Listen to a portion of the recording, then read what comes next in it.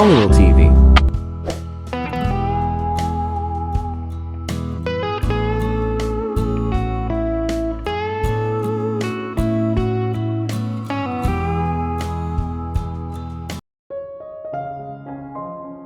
Nagulat ako nang huminga ng malalim si Sister Bella Rose bago maingat na iniwan ang upuan sa likuran niya. Saglit, nakatayo lang siya doon na may malalim na pagsimangot sa kanyang mga templo, at tahimik na nakikipaglaban sa isang panloob na problema. Nang akala ko ay mananatili siyang ganoon ng kaunti pa, bumuka ang bibig niya. May isang bagay na hindi ko pa sinasabi sa iyo. Sabi niya sa halos hindi naririnig na bulong na nagpahinto sa akin, sa pagtatangka kong iangat ang tasa sa aking labi. Nagkatinginan kami ni Catherine. Walang sabi-sabi, alam kong ganoon din ang iniisip niya. Marahil ang susunod na sasabihin sa amin ni Sister Bella ay makakatulong ng kaunti sa paglutas ng kaso ni Angela. Ibinalik ko ang tingin ko sa madre, matyagang naghihintay sa kanyang sasabihin. Bago umalis si Angela ay inabot niya sa akin ang isang selyadong envelope. Panimula niya, ikinulong ang kanyang mga daliri sa harap niya at nagsimula siyang maglakad pabalik-balik na parang hindi siya komportable sa bagay na iyon. Huminto siya sa paglalakad at humarap sa amin bago siya nagpatuloy. Ngunit binalaan niya ako na huwag sabihin kahit kanino maliban kung kanino dapat ibigay ang letter. Pero, hindi ko alam kung saan magsisimula. Hindi ko alam kung saan ko mahahanap ang taong iyon, hindi ko alam kung ano ang nilalaman ng letter ngunit ito ay dapat na may kahalagahan. Nagkaroon ng mahabang paghinto, walang nagsalita sa loob ng kwarto. Sinasabi ko ito sa inyong dalawa dahil naramdaman kong mapagkakatiwalaan din kayo. Gusto kong tulungan kayong lutisin ang kaso ng pagpatay kay Angela para mahuli ang tunay na mamamatay tao.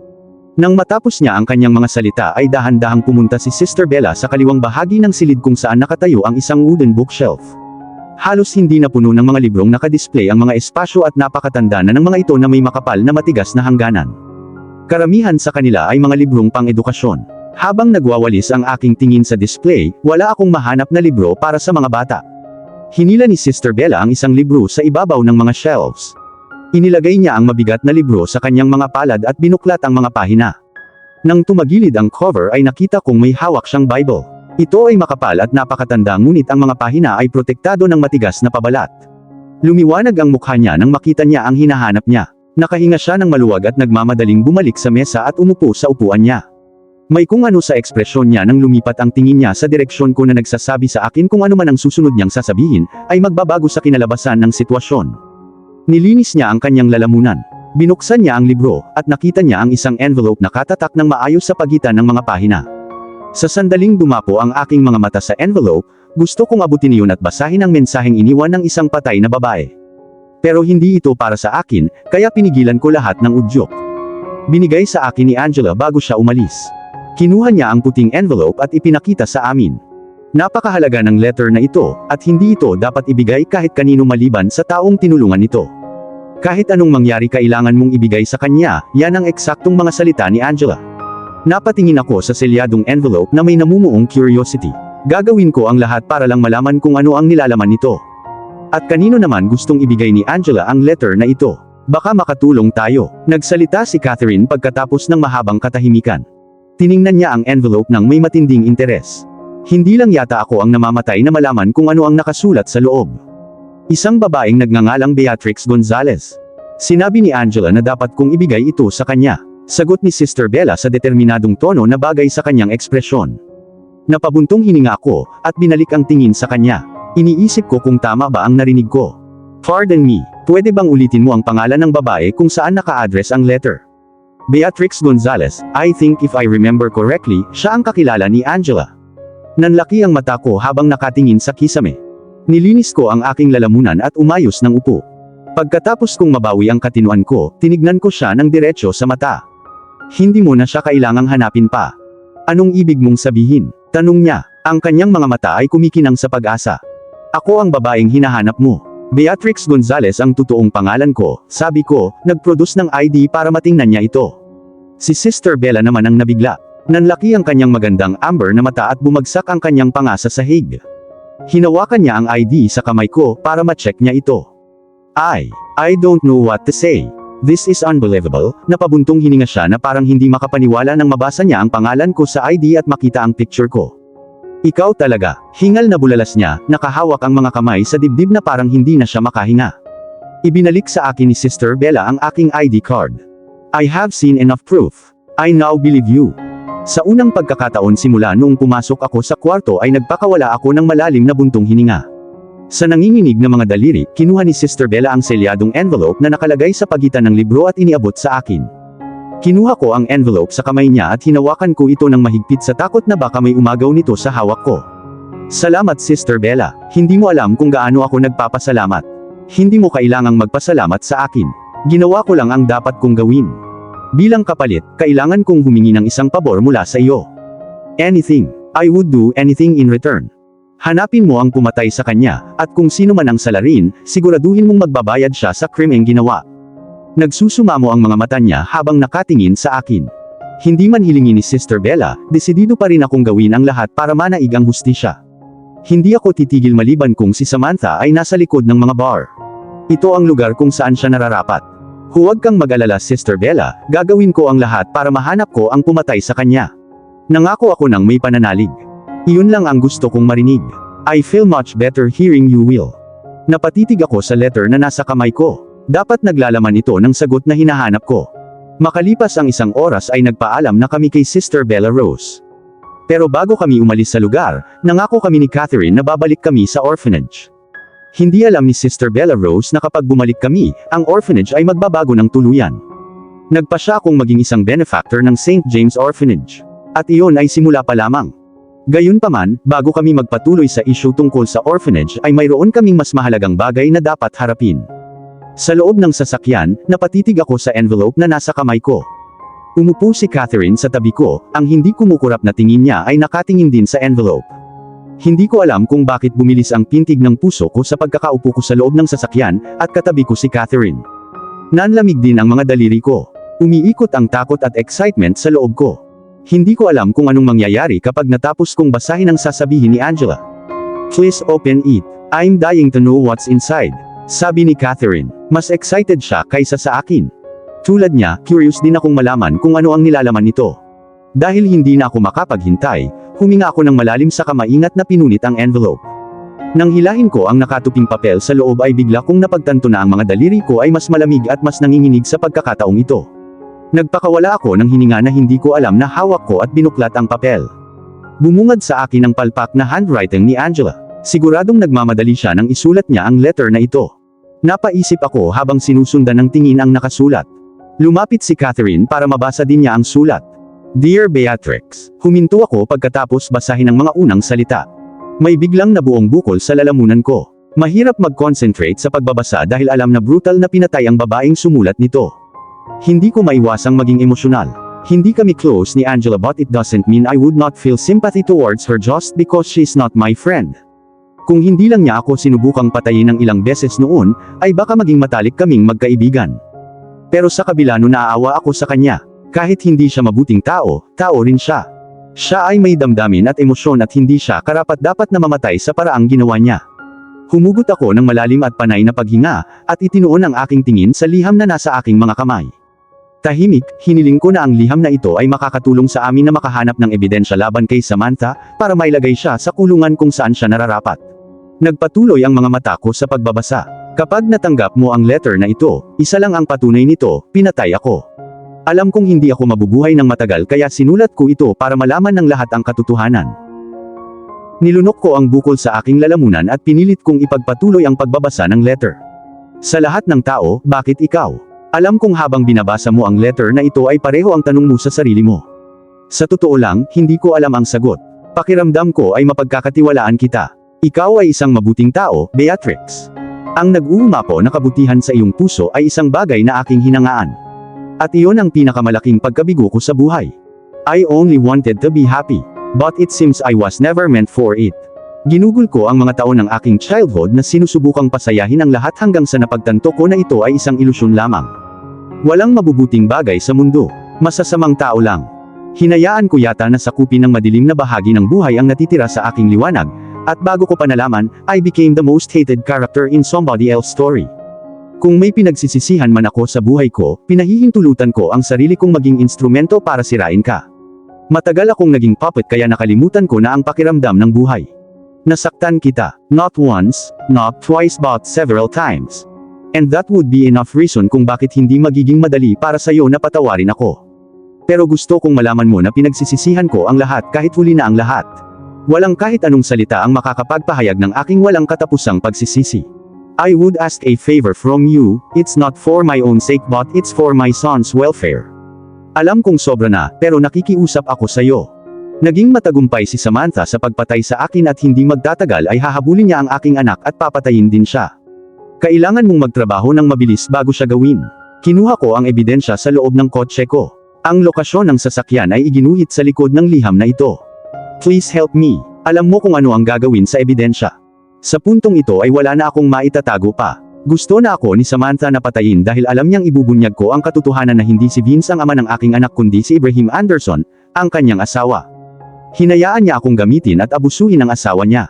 Para maprotektahan ang sarili at maiwasang lumabas ang katotohanan, pinatay niya ako. But even after death, sisiguraduhin kong pagbabayaran niya ang kanyang mga krimen. Ikaw lang ang pag-asa ko, Beatrix.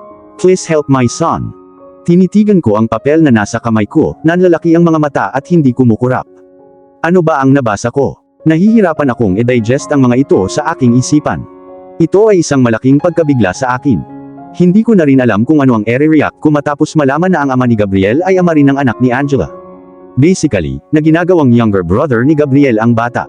What the hell? Yeah, that sounds mind-boggling. Bumuka ang labi ko pero nang magsalita ako ay walang boses na lumabas sa labi ko. Marahil, nalunok ko na ang aking dila. Nakakatawa ang ekspresyon ng mukha ni Catherine na nakaupo sa tabi ko. Nagulat din siya gaya ko. Sino ba naman ang hindi magugulat pagkatapos malaman ang katotohanan? Sa wakas ay natukoy ko na ang motibo ni Samantha. Practically, pinatay niya si Angela dahil hindi na siya cooperative. Matapos magbanta si Angela na ibubulgar niya ang katotohanan na si Ibrahim Anderson talaga ang ama ng anak niya, pinatay siya ni Samantha dahil ayaw niyang malaman ng sinuman na kasalanan niya ang lahat. Napahigpit ang mga daliri ko sa kapirasong papel. Dahil sa ginawa ni Samantha, napagbintangan si Gabriel ng murder. Ano ngayon? Alam namin kung sino ang pumatay at natuklasan ang motibo niya, ngunit kulang kami sa ebidensya. We cannot prove anything at all, well unless mahanap natin agad ang ebidensya. Monica, nang hindi ako sumagot, hinawakan ng mahigpit ni Catherine ang mga balikat ko na parang tahimik na sinasabi sa akin na magiging maayos ang lahat, at kahit anong mangyari ay tutulungan niya akong patunayan ang pagiging inosente ni Gabriel. Inangat ko ang tingin ko sa kanya. Nakita ko ang pag-aalala na kumikinang sa kanyang ekspresyong mga mata. Hindi pa kami gaanong katagal pero pakiramdam ko parang kilala ko na siya sa buong buhay ko. Marahil dahil siya ay tapat at mabait at totoo. Siya ay isang taong handang protektahan ang lahat ng taong malapit sa kanya. Maswerte ako dahil nakahanap ako ng tunay na kaibigan. Ayos ka lang. Mahinang wika ni Catherine. Itinaas niya ang kanyang mga daliri sa mukha ko at inipit sa likod ng aking tenga ang mga nakalugay na buhok sa mukha ko. Ibinuka ko ang aking mga labi para sabihing oo, ngunit tuyong-tuyo ang aking lalamunan na halos hindi maririnig na bulong ang mga salita. Walang salita, inabutan ako ni Catherine ng panyo. Gusto kong tanungin kung para saan ang panyo nang may luhang tumulo sa pisngi ko, bago bumagsak sa papel na hawak-hawak ko pa rin sa mga daliri ko. Nagulat ako nang makita ko na umiiyak ako. What the heck? Hindi ko na rin mapigilan ang pagpatak ng mga luha ko. Salamat paus kong sagot sabay kuha ng panyo sa kamay niya. Ginamit ko ang tela para punasan ang luha sa namumula kong pisngi. Angela is not perfect, and nobody is. Ako, tulad ng lahat, ay ipinanganak na may maraming mga pagkukulang at kakulangan at sa kadahilanang iyon, wala akong karapatang husgahan ang sinuman. Napakaraming pagkakamaling nagawa ni Angela, ngunit hindi nito binabago ang katotohanan na siya ay isang ina, at laging overprotective ang mga ina sa kanilang mga anak. Gagawin nila ang lahat para protektahan sila. Bilang isang ina ng 2 anak, malinaw kong naiintindihan siya at para sa kanyang kapakanan, paprotektahan ko ang kanyang anak sa pamamagitan ng pagtiyak na mabubulok si Samantha sa likod ng mga rehas, dahil sa pagpatay sa kanya. Nahihiya akong mapansin na nakatingin pa rin sa akin si Catherine, mabilis kong pinunasan ang pisngi ko. Ayaw kong makita niya akong umiiyak. Dahan-dahan akong huminga ng malalim at nagpakawala ng malalim na buntong hininga. Inulit ko ang proseso hanggang sa umayos ang aking emosyon. Pagkatapos kong kumalma, inangat ko ang tingin ko kay Catherine na nakaupo sa driver's seat. I don't want to waste time anymore. We must find the evidence before Samantha does. Nagsalita ako sa nakakagulat na kalmado na paraan. Pero, how about you? Would you be fine? Yes, Kat. Thank you for your concern. Kaya ko na ang emosyon ko ngayon.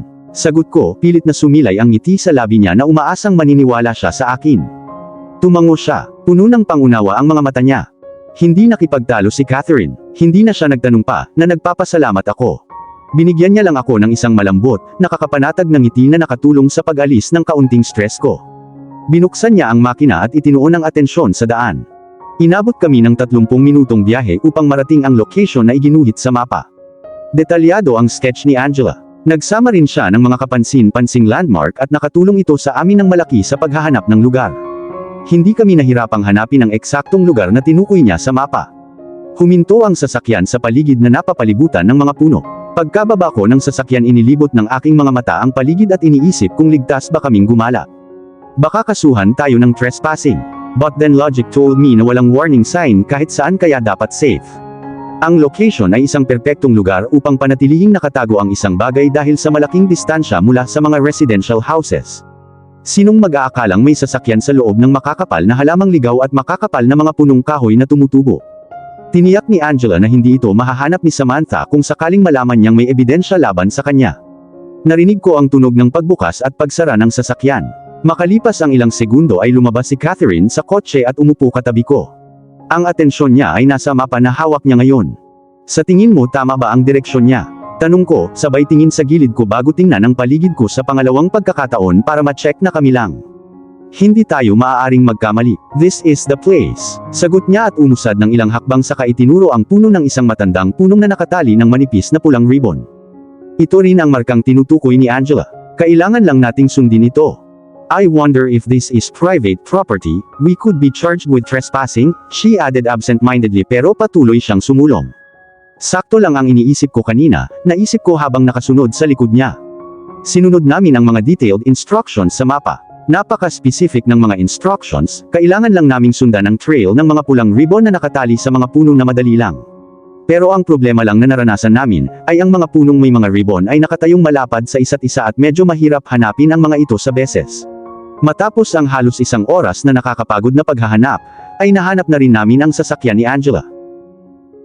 Natagpuan namin ang kotse ni Angela na nakatago sa likod ng ilang bahagi ng kagubatan kung saan nakatayo ang mga tinutubuan ng damo. Ligtas na nakatago at nasa mabuting kondisyon ang sasakyan. Walang senyales na may naruroon at wala ring ebidensyang may nagtangkang magnakaw sa sasakyan. Maingat na inabot ni Catherine ang pinto at binuksan ito ngunit hindi ito natinag. Nakalok ang sasakyan at wala rin kaming susi. Maaari naming basagin ng bato ang bintana, ngunit masisira nito ang loob ng sasakyan. Ang mga shards ay lilipad sa loob at iyon ay maaaring makapinsala sa isang mahalagang bagay. Ngunit mayroon kaming makitid na mga pagpipilian. Ito ay maaaring basagin natin ang bintana o maghanap ng ibang paraan. Ngunit walang pinakamabilis na paraan maliban sa pagsira sa bintana at piliting buksan ang lock mula sa loob. Titingnan ko ang bintana sa kabilang side, sabi ni Catherine. Walang hinihintay na sagot, nagmamadali siyang naglakad patungo sa tapat ng sasakyan. Salamat sa Diyos. Napabulalas siya, nanlilisik ang mga mata sa gulat nang dumapo ito sa bintana. Na-curious ako kung ano ang ibig niyang sabihin, naglakad ako sa likod niya at nakita kong kalahating bukas ang bintana sa gilid na iyon. Sinasadya siguro ni Angela na nakabukas ang bintana. Isang malaking buntong hininga ang pinakawalan ko. Nagplano ng mabuti si Angela. At ngayon, isang hakbang na lang namin sa paghahanap ng eksaktong nangyari sa kanya. Pinagmasdan ko ang pagpasok ni Catherine ng mga braso niya, at sinubukang buksan ang pinto mula sa loob. Nag-click bago bumukas ang pinto. Bumaha sa loob ko habang pinagmamasdan ko siya na tuwang-tuwang pumasok sa sasakyan para hanapin ang ebidensyang binanggit ni Angela sa kanyang sulat. Makalipas ang ilang segundo, lumabas siya sa loob ng sasakyan na may hawak na telepono. Ito ay dapat na kanya. Aniya, ang tinutukoy ay si Angela. Naka-off ang phone at pinindot ni Catherine ang button hanggang sa lumiwanag ang screen. Ilang araw nang hindi naka-charge ang cellphone at nagsara ito pagkatapos ng isang segundo ng pag-uwi.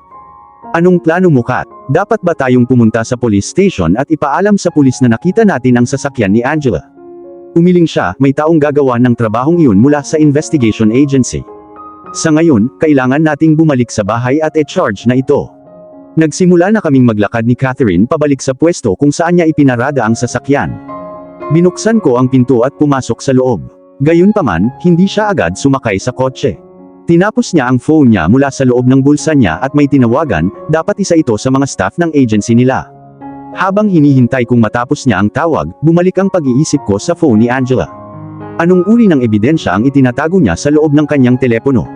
Sapat na ba na mahatulan si Samantha sa kanyang mga krimen?